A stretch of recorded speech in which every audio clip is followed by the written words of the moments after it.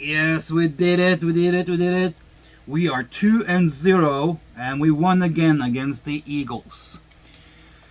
Well, I made a video earlier in the week. Go 49ers. I made a video earlier this week. Before that, welcome to my sports world. Sit down and enjoy the rest. I have my green tea with my honey. Perfect. Sit down, enjoy it. We're gonna go through what happened yesterday. Get my take on it, how I feel about it. We won. That's the good thing. We got the W. We absolutely needed that. Because looking ahead, there are some tough matches coming up. So all the W's we can collect and put in our little bag will probably be coming handy later in the season. One other good thing that I want to say is that the Seahawks surprisingly lost to Titans at home. Go Titans, because I live in Tennessee. So thank you, Titans, for that. That helps the picture a little bit. But Minnesota gave Cardinals a run for their money, for sure. 49ers, on the other hand, got their hands full with the Eagles. I said earlier in the week, in my pre-match look up and look ahead and taking the pulse on it the day before, a couple of days before, that this is going to be a tough match for the 49ers. I predicted a low scoring. I predicted 24-14, in fact, but it turned out to be 17-11, which is even lower scoring. So I knew it was going to be a knuckle game. Like, you have to show up and fight for it, and this was never going to be a pretty game. And neither team was going to put a 50 burger or a 40 burger on any of the other teams. So the game turned out the kind of way in on the scoring, the way I thought it would be. Low scoring, a lot of back and forth, a lot of 3 and outs, stuff like that. I also said in a video, I don't know if I posted it or not, but I made a video, not sure if it got posted, that looking to who has to have, I think I posted it, who has to have a standout day. I mentioned that the defense had to come and stand out and show up. I also said that the most important guy on the offense in this game would have to be Jimmy Garoppolo. I don't know if you heard me or not, but he showed up. He threw a TD pass. He didn't get sacked one time. He got 2 or 3 hits, I think it was, all game. Jimmy Garoppolo was absolutely the architect behind this win on the field. Because I felt that a lot of the time the play calling was not great, but Jimmy made the best out of it, and it was his take on it. Well, the commands that he was given, he executed it perfectly.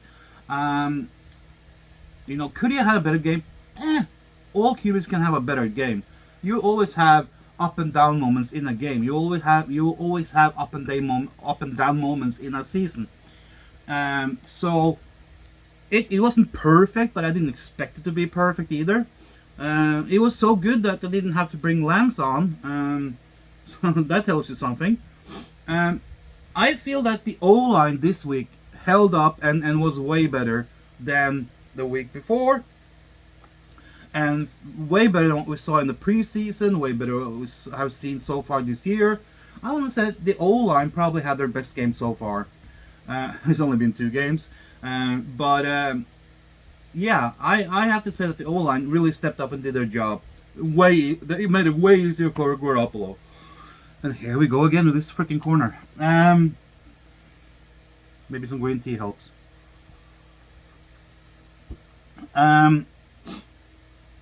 I feel that the on the offense in this game, the thing that kind of like suffered was the running game. We never got into the running game in this game.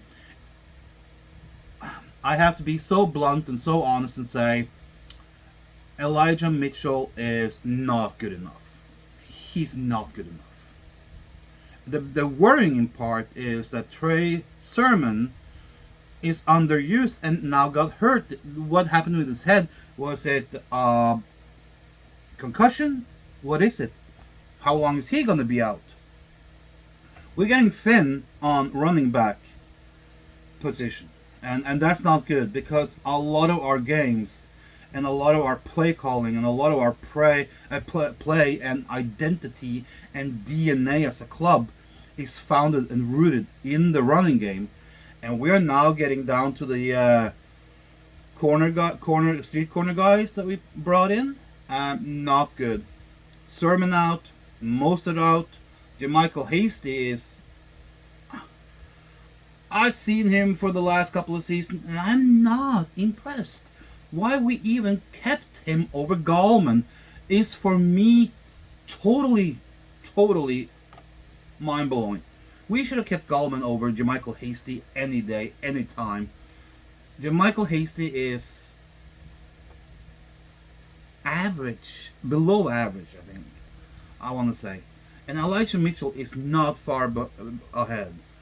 We have two average to below average running backs right now, and it is not good. Elijah Mitchell's, average running. I didn't look up the stats for this game, but it was so bad. I mean, I was looking up some of them, and it was like, run 2 yards, run 3 yards, run 4 yards, 2 yards, 3 yards, 4 yards. That's not good enough. When you run a scheme running system, like 49ers want to do, a 2 and 3 and 4 yard gain is not enough. 2 yard gains are not enough at all, because 3 runs can't even give you a first down. 3 yards on average per run is not even going to give you 10 yards. So that's how you have to see it, because let's say we have to do like we did a couple of years ago against Minnesota, where we only threw the ball 8 times. Let's say we end up in a game where we have to do that again. If you have a running back that can only get you 2 or 3 yards per run, that's not going to be good enough. You have to have a runner that can give you bulks. 5, 6, 7 yards on average. That's what you need. That's what you have to have. And then, of course, you have to sprinkle that in with multiple 10, 15, 20, 30, maybe into the house runs in a game, in a season.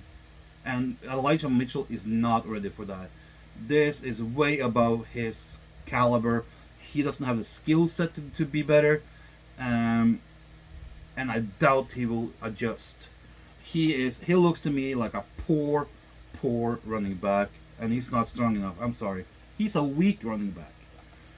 So the biggest concern for me right now is our running system and our running scheme and our running backs, because it is not good enough. Not good enough. And this is has a direct correlation to the fact that we released Gallman, who's a bigger, bulkier, heavier, better power runner who can give you maybe more yards. But too late now. Good luck trying to find a good running back on the unsigned market. So that was one of the big downfalls, and I don't think it will have too much to say against Packers next week. I think we will win that game. Packers haven't shown to be... Their first game was tragic. It was bad. They're playing tonight, Monday Night Football, so we have to see how they turn up tonight. But they're playing Detroit Lions. Oh, the thing though is they will have one day less rest than us. Maybe that will have an impact. But our running backs, and our running game and our running scheme has to improve by leaps and bounds by the time we meet the Seahawks. I think that's the week after the Packers. And then we have another tough game after the Seahawks again. By then, we better have sorted out the running back system and the running back play. Because if we keep doing this for like the next 3-4 weeks, don't count on many wins. We'll probably beat the Packers, and that's about it. Now, the defense yesterday was okay. It was kind of like it was against the Detroit Lions, and I saw a couple of fan channels yesterday, last night, and I saw one that was trying to be kind of like independent and not a fan channel, but more like a reporting channel, saying that the defense played good. Well, I have a different take on that because if you saw what happened in the game against Detroit, we totally came apart in the last 5 minutes of the game. And we had moments in between and early in the game where the defense looked kind of like not focused and concentrated. They looked sloppy in a few things in it, but they had good spells. They did some bad stuff for a period, and a good period again, and then a bad period again, a good period, and then it ended up tragically because Jared Goff scored like God knows how many points in the last 2 or 3 minutes. Yesterday, we started off kind of like slow. We started off like we ended the game against Detroit, but we managed to shut them down. Thank God we did. And so we didn't get punished with touchdowns. We got punished with a field goal, and then of course we did some 3-and-outs and stuff like that. But the first half was really bad for both our offense and defense, if you ask me. We allowed, once again, there's something about this lineup of how they're being lined up and how they're working together. Because once again, we saw our running back have a fire lane up the middle through our defense and our defensive line. And it resulted in like 25, 30, 40-yard runs. I think the longest one was like, 42 or 48 yards? He was not challenged at all. It was like, and we saw that against Detroit. This defense on paper is amazing, and in practical terms and during the games are playing awesome. They're a good defense. They did a lot of good stuff yesterday, but we get these moments, 5-6 minutes moments, where it looks like we lose our heads, and we lose focus, we lose discipline, and we can't stay consistent through a game. And consistency is the key to success, both during the game, but also during the season. Yes, you can blame some of our players got hurt. That doesn't tell you why we in moments during the Detroit game when some of those injuries came late in the game, and now you should have adjusted to that within a week. The defense can be an Achilles heel in this team. So can the offense. And let me tell you why. Yesterday, we had a few players show up and they did good. And collectively, we had moments where we did good. However, the first half was terrible for the offense. But it was okay for the defense. They had a few slip-ups here and there, but for the most part, they kept the Eagles at bay. Later in the game, it seems like the offense kind of got more in the groove and they did what they needed to do, but not in a convincing way. It wasn't like, wow, this is good. I remind you, we have beaten Detroit and the Eagles, the Lions and the Eagles, two of the worst teams in the NFL right now. This is not a good trend. We're barely beating bottom feeders. This is not good. We saw it later in the game that, like I said, the offense kind of like did what they had to do and not much more. So it was kind of okay. The defense, they squeaked by on the game. They did what they had to do, but they had these moments again on the Eagles' touchdown and the 2-point conversion. Where are they focused? Where is the concentration? There was a lot of things to put your finger on in that play. Could that defense have done better? Yes. Allowing a 2-point conversion is pretty darn sloppy, and it shows that you're not focused and concentrated enough. Because you should do anything you can in your powers to stop the 2 points. You as a defense, you have to punish the team that selects to do a 2-point conversion instead of taking the more or less secure 1 point point after. So at the end of the day, I'm happy with the win. There was a few performances, a few players that was standing out, and they I can say they did okay. They did good. I think Bosa had a good day, not great but good. The Kuski Tart had a good day. Fred Warner, Kinlaw had a few good moments here and there. Debo Samuel, I think, did good. But beside that, there wasn't much to scream home about. I'm just concerned and I'm worried here because what I have seen in these two games is a 49ers team that has moments of lack of concentration, lack of focus on both sides of the ball, and we're barely squeaking through against bottom-feeding teams. Lions will be among the bottom 8, and the Eagles will be among the bottom 12 to 15. If we have ambitions of winning and going to the playoffs and winning the Super Bowl, these 2 wins that we have had now is not good enough. We're going to meet, like I said, we're going to meet the Packers next Sunday, I think it is, Sunday Night Football. And I think we can get by and win that game because from what I saw last week, the Packers are struggling.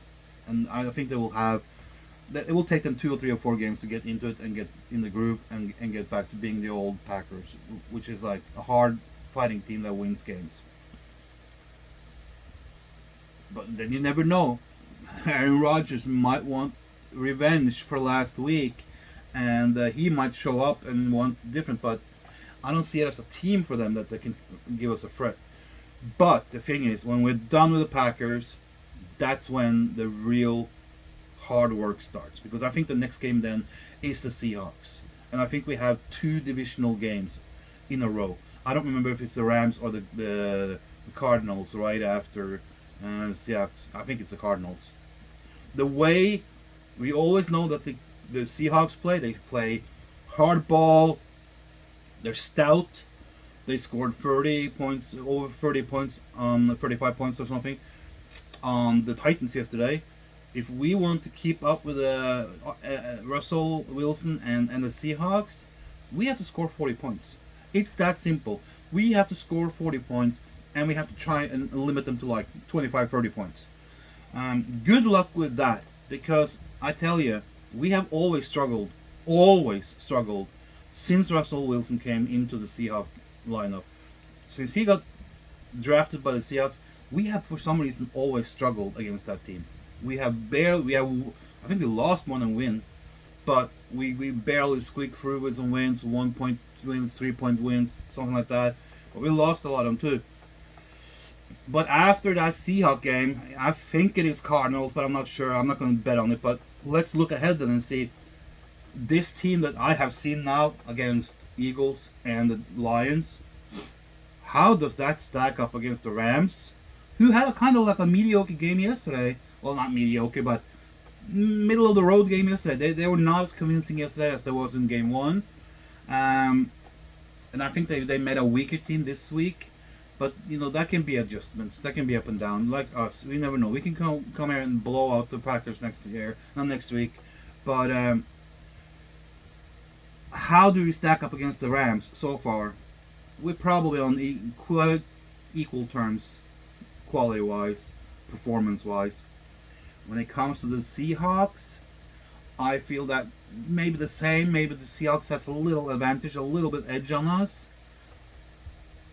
When it comes to the Cardinals, they got their money. They had to fight for their money yesterday. They got their hands full yesterday against the Minnesota Vikings, which was kind of like surprising to me because of the blowout game they had.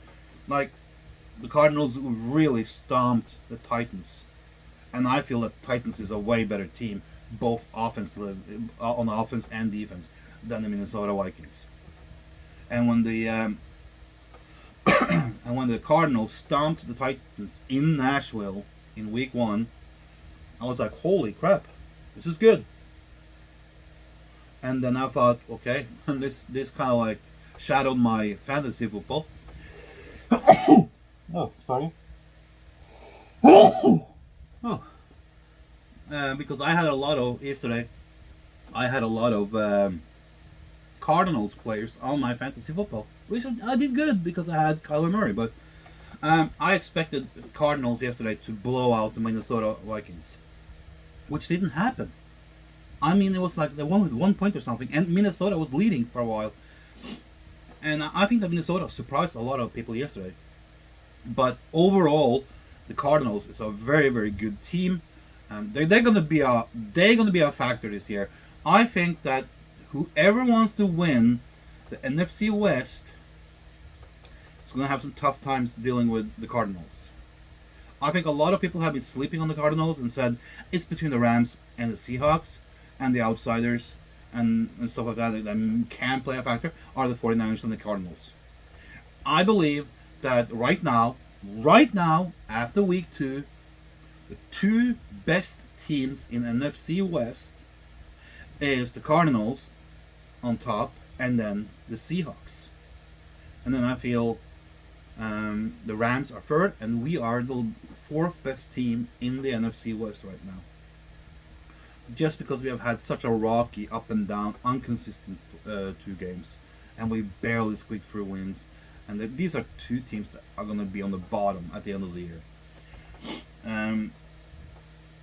Minnesota Vikings is way better than the Lions and way better than Eagles. Titans is way better than the Lions and way better than the Minnesota Vikings. So when the Cardinals beat those teams, right now we are meeting the Titans later in the year. But that's way down the road. I think it's like what, week 11, 12, 13, 14, something like that, maybe later. But we're meeting the Titans in late November, early December, mid-December, something like that. It's gonna be interesting, but that's later in the year, so a lot of the industries can have paid a tribute to that, but and there can be other circumstances included too. But I don't know. I'm kind of unsure about this stuff, and add to the fact that Kyle Shanahan seems to not be wanting to play Ayuk and Sermon, and when he does, injuries happens. So he has 2 players that he have drafted high, Ayuk, in the previous draft I think it was, Sermon in this one, and he's not. It's almost like he doesn't want to play them. Sermon was left off the team of week 1. Ayuk was like what, bench warmer, a field stat type of guy. You know, he looked like he had an extra role in the movie. I am not convinced that Kyle Shanahan has control over his team right now. I don't think he has control over what is happening. I don't think he is having control over what he wants to do. And it's not because of someone else. It's all because of himself. I think that this will show you that it will show you his weaknesses and his limitations. Like we have seen, you know, he had one winning season a couple of years ago when he went to the Super Bowl, and did okay, but we missed the bus. But beside that, what has he done? What did he do in Atlanta? He screwed it up there too, in a Super Bowl, and he screwed up a Super Bowl here, and now he's dinking around this team like it's like his little sandbox. His ego and his self-image and how he is being perceived in the public is getting the best of him and coming in front of everything else. That's, to me, sorry, that's how it looks like. Do I consider Kyle Shanahan to be a top-notch coach, manager? Maybe in the as an offensive-minded guy with schemes and trickery on the offensive side of things when it comes to the running game. Yeah, he's good. Overall coach, manager, when it comes to sporting kind of thing, nah, I don't think so. If he was, he would have done better than what he has already in the last previous 3 or 4 years, 5 years, whatever, how long he's been there. He has not done that good. He had one good season. People will say, well, his teams have had injuries. Newsflash for you: all teams are suffering from injuries, but some coaches comes out on top of it. Um, Peyton in New Orleans is one, and Belichick is another. I mean, if you go back in time, Seifert and Bill Walsh also had teams with injuries on it, but they still went on to win things.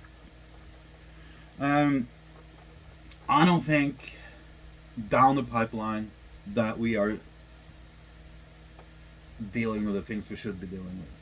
When it comes to, like, just to finish up Kyle Shanahan, I don't think he has his biggest weakness, and this is because I draw parallels from other sports, and you can do that when it comes to this point. His biggest weakness, oh, Jesus, frick. And his biggest weakness is his people managing skills. If you can't manage people on a human level and a people level, and how you interact with other people and stuff like that, you are not gonna have players on your side, and you're not gonna have a winning team. And I feel that his problem is managing his managing style of players. He's not a people's manager. He doesn't come across to me as someone that he gains trust and respect from the ones that he likes and his few favorites. But I think that the other players are just there to cash in a paycheck. Not yet, but this will show.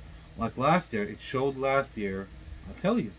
Look what happened last year, and it shows you. Because it was clear as day. It was clear as day. I'm not saying that they are bad people for doing that, but they had a reaction to what happened, and they're like, we don't approve of this.